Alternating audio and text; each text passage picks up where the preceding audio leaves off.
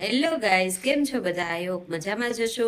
આજે છે આજના બ્લોગની શરૂઆત થાય છે સવારના 8:30 વાગ્યાથી અને આજે છે સોમવાર. કાલે રવિવારના દિવસે બધાએ બહુ એન્જોય કર્યું હોય એટલે સોમવારના દિવસથી આપણે કામ ધંધો ચાલુ કરવો જ પડે.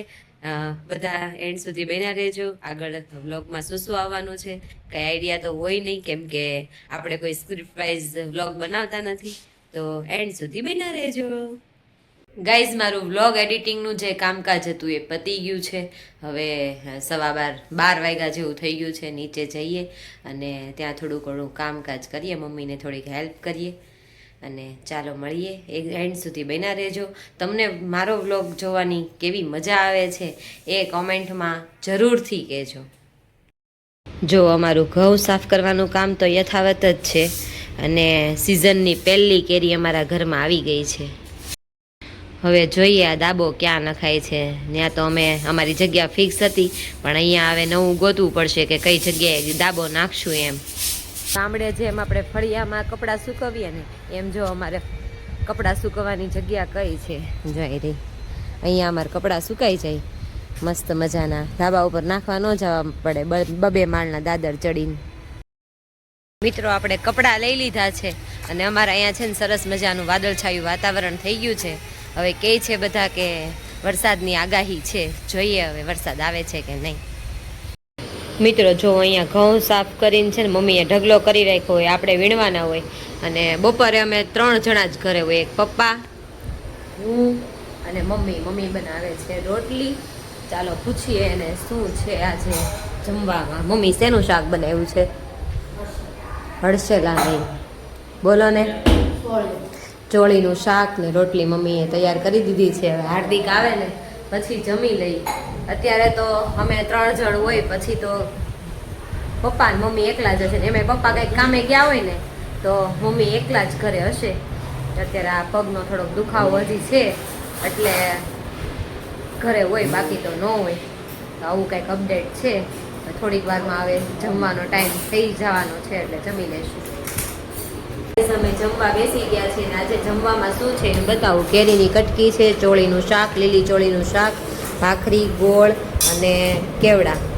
બધા અમે લાઈનમાં બેસી ગયા છે. અમારી જેમ એક સાથે જમવા કોણ કોણ બેસે છે કમેન્ટ કરો. ગાઈસ જો અહીંયા છે નવો પંખો ફિટ કર્યો અને આ પંખો ઉતારીને આને હોલમાં ફિટ કરવાનો છે. મારા પપ્પા છે ને ઓલરાઉન્ડર છે, આવું બધું કામકાજ એને ફાવે. ઘણા જેન્ટ્સને ન ફાવતું હોય, અમારા ઘરમાં છે ને બધાને બધું કામકાજ ફાવે. મિત્રો, આપણે રોંઢો કરવાનો છે. જો આ સરસ મજાનો પોક અને ચણા વઘારવાના છે. એના માટે મેં લીમડો સરસ મજાનો નાનું કટિંગ કરીને લઈ લીધું છે. નાનું લસણ કાપ્યું છે અને અહીંયા ધાણા છે. આ 3 વસ્તુ ને બીજા મસાલા નાખીને સરસ મજાનો વઘારીને પછી રોંઢો કરવાનો છે. મિત્રો, આપણે સરસ મજાનો પોક બનીને રેડી છે. ચાલો હવે ખાઈ લઈ. અને આ છે ને પોક ખાવામાં હું એકલી જ છું, કેમ કે પપ્પા ને મમ્મી જાય છે માર્કેટમાં. ઘણું બધું કામ છે. અહીંયા આવ્યા પછી છે ને અમારે માર્કેટ દૂર થાય એટલે કોકને લઈને જવા પડે. ગાઈઝ, અહીંયા છે ને વાતાવરણે અચાનક પલટો મારી દીધો છે. બહુ શરદી થઈ ગઈ છે મને અને મારા પપ્પાને. અમને છે ને મચ્છર એટલા કરડે અને શરદી થઈ ગઈ ને બેયનો આમ કેવું કહેવાય, કોઠો છે ને એક હરખો હોય એવું મને લાગે છે. મચ્છર એમાં પપ્પાને એટલા કરડે, મને એટલા કરડે અને પ્લસ શરદી થઈ ગઈ છે ને તો એને થઈ ગઈ છે ને મને એટલી થઈ ગઈ છે. છીકવો સવારની ચાલુ હતી ને ભૂખ એટલી લાગે વાત નહીં પૂછવાની.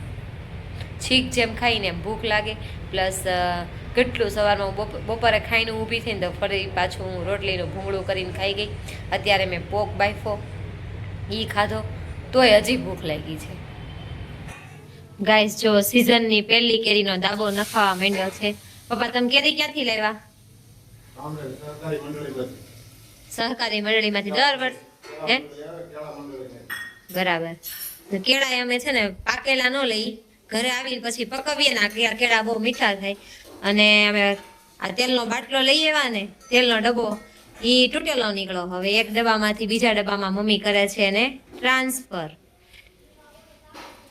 સરસ મજાની કેરીનો દાબો નખાય છે. પિનલને પૂછી શેનું શાક છે?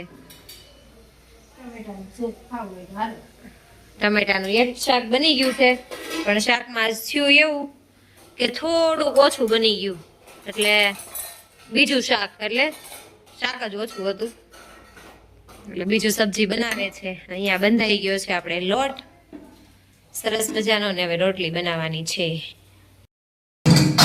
ગાઈસ જો આખો તેલનો ડબ્બો આમાં ખાલી થઈ ગયો છે. ટીપું ટીપું તેલ જાય તો કેટલું તેલ ઢોળાય. જો આ નીચે રાખી હતી થાળી અને સરસ મજાનો તેલનો ડબ્બો ખાલી કરી નાખ્યો છે. ઓલા પણ આપણે નખાઈ ગયો છે કેરીનો દાબો, પહેલી કેરી સિઝનની.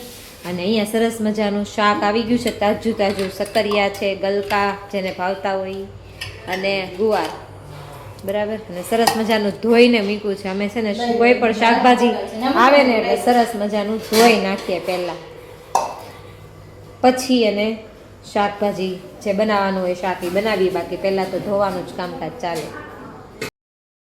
ગાઈઝ સાંજનું ભોજન લેવા બધા જ બેસી ગયા છીએ. છે કેરીની કટકી, વાલનું શાક, રોટલી, અથાણું. શું છે અને બોલે. અને બધા જ જમી છે. મારા પપ્પાને કેવું થાય, જમે ને ત્યારે જ ફોન આવે. બપોરે જમવા બેઠા ને ફોન આવ્યો, અત્યારે જમવા બેઠા ને ફોન આવ્યો.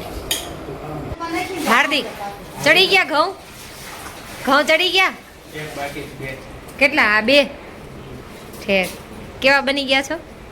મજૂર બિચારા મજૂર તો કાંઈ નથી. હે ઉંદરડા આવે જ છે. પાછળ લીંડિયું પડી હતી. આય રહી નાલી. હે વ્લોગમાં ન લેવાય એમ? એવું કાંઈ ન હોય, બધાને ઘરમાં આવતા જ હોય એટલે એને પાછળ રહેતા હશે. આવે જ. હે લે હાલે બહુ ધ્યાન રાખવું પડશે હો. આપણે બહુ બીક લાગે. કેમ પિનલ? ક્યાં ગઈ પિનલ? ઉંદરડા આવે છે અહીંયા. લીંડિયું પડી છે.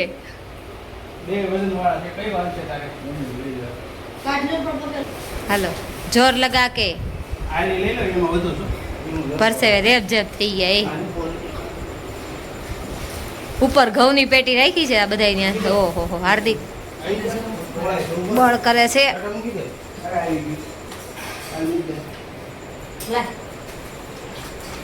બિચારા. મિત્રો આજના વ્લોગનો એન્ડ આપણે અહીંયા જ કરીએ છીએ. ફરીથી મળશું નવી સવાર સાથે, નવી ઉર્જા સાથે, નવા વ્લોગ સાથે. ત્યાં સુધી બધાને ગુડ બાય.